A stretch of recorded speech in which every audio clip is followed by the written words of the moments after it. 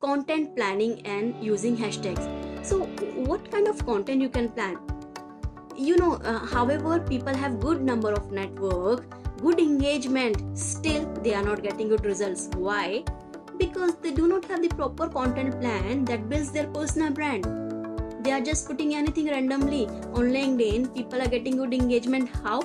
They put something interesting stuff from the internet, they put there on their timeline, they get good number of engagement, and they are happy that I'm getting good engagement. But what's the result? It is building your personal brand. No, it's not good always. Sometimes you can use it to get the traction, to reach more news feeds, to get more visibility, but it's not building your personal brand. Because where is your original thought? What do you think about the life, about the people around you, about your work? What value you are providing to my life? So if you want to build your personal brand, bring your original content, right?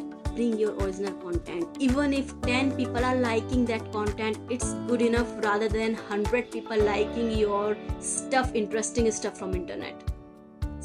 For some time it is good. I suggest you to make it, because there is a strategy how you can use that, but not always.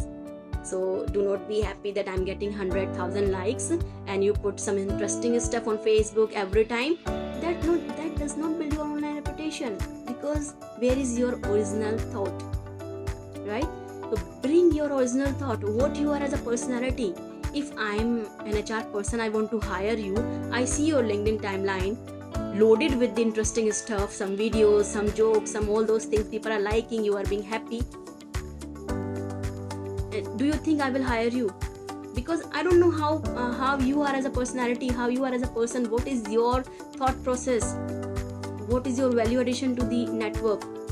So as a business person as well, as any profession, provides some value to your audience. Bring your original thoughts. Even if you are sharing something from internet, sharing something from different posts, different timeline, write your own caption, write your own take on that. What's your learning, right? So it should draw some learning. Not only you are not there to entertain people, right? I'm sure, right? So if you want to build your personal brand, give some value to the people with your original thought. In fact, your one thought, your one learning can be valuable to people. What you learn in your life, because if you are 30 years old, you're 40 years old, I'm sure you learn daily. So share that with people, your success story, your failure stories. It can be anything. You have lots of story. Every one of us has so much to tell to people, but it should be valuable to them. It should bring some learning to them. They should connect with you. Only then it builds your personal brand with your content. Not only the interesting and entertaining stuff. Okay? But sometimes you can put that. I'm not saying never put that. Sometimes you need to put that to get the traction, to get more visibility, and to reach more news feeds. Okay, but that does not build your personal brand. Your personal brand is only built with your original stuff, with your original content. It can be your quotation, it can be your own video, your blog, it can be your one-liner thought, it can be your learning, your failures, it can be anything. Bring your original thoughts to the people, right? That's your content plan. So what kind of content you can share on a timeline?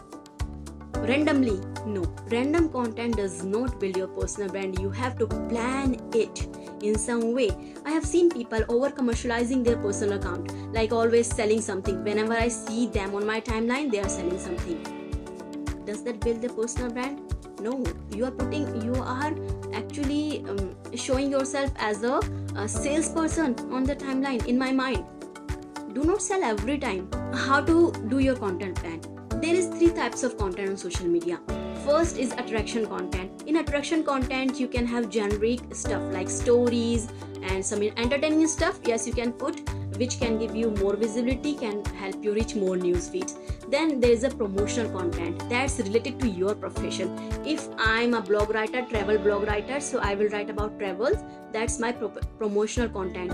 Promotional, I'm saying promotional, not sales. Do not sell anything the time you promote. So promotional means if I share the tips with you, personal branding tips with you, that's my promotional content, because with the content I'm promoting my work. right? If I'm makeup artist and I'm putting some customer testimonial, if I'm interior designer, I'm putting the pictures of the house which I have just done and just decorated, so you can just put that picture. That's your promotional content. You're not selling anything, you are just showing what you do.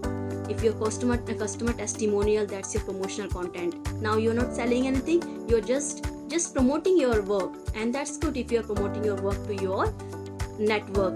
So there is an attraction content, promotion. Attraction content should be somewhere 40 to 50% on your timeline. Promotional content can be somewhere 30% on your timeline. Okay, then conversion content. When you sell directly, there should be only 10 and maximum to 20% on your timeline. Only, I suggest you 10%, right?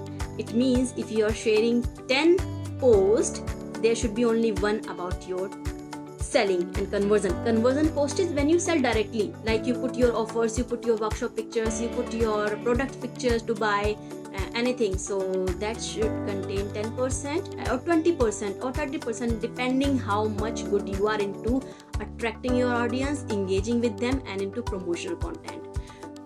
Now hashtags, how you use the hashtags. Do not underestimate the power of hashtags. They are really very powerful to help you reach your content right audience. So use 3 hashtags maximum. Do not overload your content with the hashtags. If you think that more hashtags means more reach, no. More hashtag means less reach. So use only 3. On Instagram you can use 9 to 11 somewhere. Okay, but on any other platform use 3.